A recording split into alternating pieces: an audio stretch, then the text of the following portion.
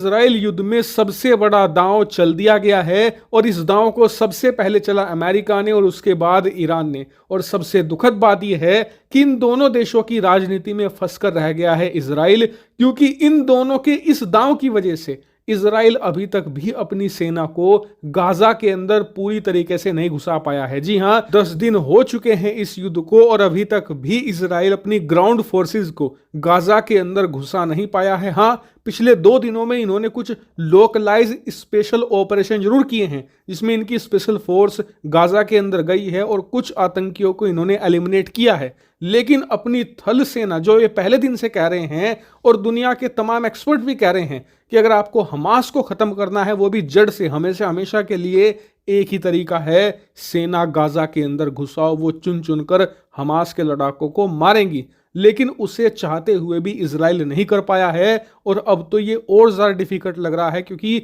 America Iran ने सबसे बड़ी चुनौती इजराइल के सामने पेश कर दी है। और क्या है ये चुनौती, चलिए मैं आपको विस्तार से बताता हूं। तो दोस्तों, सबसे पहले ये हुआ है कि अमेरिका के जो फॉरेन सेक्रेटरी हैं, यानी कि जो अमेरिका के विदेश मंत्री हैं, एंथनी ब्लिंकन, उन्होंने ऐलान किया है कि आने वाले कुछ ही दिनों के अंदर अमेरिका के राष्ट्रपति जो बाइडेन इजराइल का दौरा करने जा रहे हैं। और ना सिर्फ इजराइल का, उसके बाद वो जॉर्डन भी जाएंगे, जो कि इजराइल का पड़ोसी देश है। और जो भी फिलिस्तीन और इजराइल के बीच होता है उसमें हमेशा एक मध्यस्थ की भूमिका निभाता है। वो आपका सवाल होगा कि राष्ट्रपति बाइडेन अचानक से युद्ध के बीच में ही इजराइल में क्यों जा रहे हैं? क्या वो दुनिया को दिखाना चाहते हैं कि वो इजराइल के साथ है? तो जी नहीं।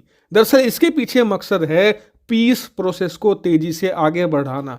राष्ट्रपति बाइडेन जानते हैं कि उनके ऊपर उनकी कंपनियों का और उनकी जो लॉबीज होती हैं, इसके अलावा जो उनका एक बड़ा वोटर बैंक है जिसे लिबरल वोटर बैंक कहा जाता है अमेरिका के अंदर, वो भयंकर प्रेशर बना रहा है कि इस युद्ध को जल्द से जल्द खत्म करवाओ। इसीलिए वो सबसे पहले इजराइल जाएंगे इजराइल को मनाने, उसके बाद वो जाएंगे जॉर्डन, ताकि जॉर्डन इजराइल और हमास के बीच में मध्यस्थता करवाकर इस युद्ध को फिलहाल के लिए खत्म करवा दे। और इससे इजराइल के सामने चुनौती बहुत बड़ी पेश हो गई है, क्योंकि अगर आप ये सोच रहे हैं कि इजराइल अमेरिका की नहीं सुनेगा, तो ऐसा बिल्कुल भी नहीं होने वाला। सुननी तो पड़ेगी इजराइल को। इसका मैं आपको उदाहरण भी देता हूं। दरअसल अमेरिकी राष्ट्रपति बाइडेन ने इजराइल का दौरा करने से पहले अभी इजराइल के सामने शर्त ये रखी थी कि जो तुमने अभी गाजा का ब्लॉकेड करके रखा हुआ है, इसे थोड़े समय के लिए ढील दो, और जो एड यानी कि राहत सामग्री है, जैसे कि खाने की चीजें, इसके अलावा पानी और अन्य प्रकार के कपड़े, वो पहुंचने दो किसी तरीके से गाजा में, ताकि लोगों को राहत मिले।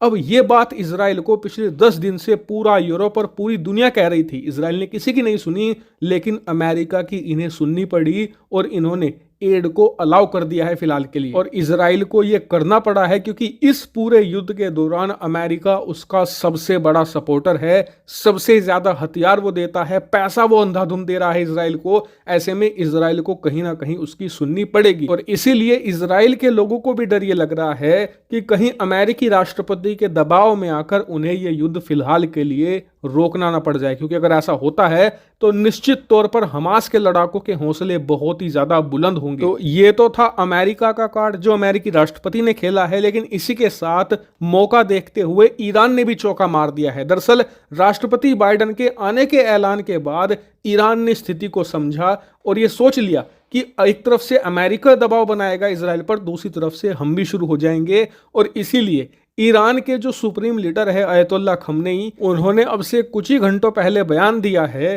कि अगर इजराइल गाजा की बॉम्बिंग नहीं रोकता और इजराइल गाजा के अंदर अपनी थल सेना उतार देता है, तो ऐसी स्थिति में जो हमारी रेजिस्टेंस फोर्स है वो निश्चित तौर पर कार्रवाई करेगी इजराइल के खिलाफ।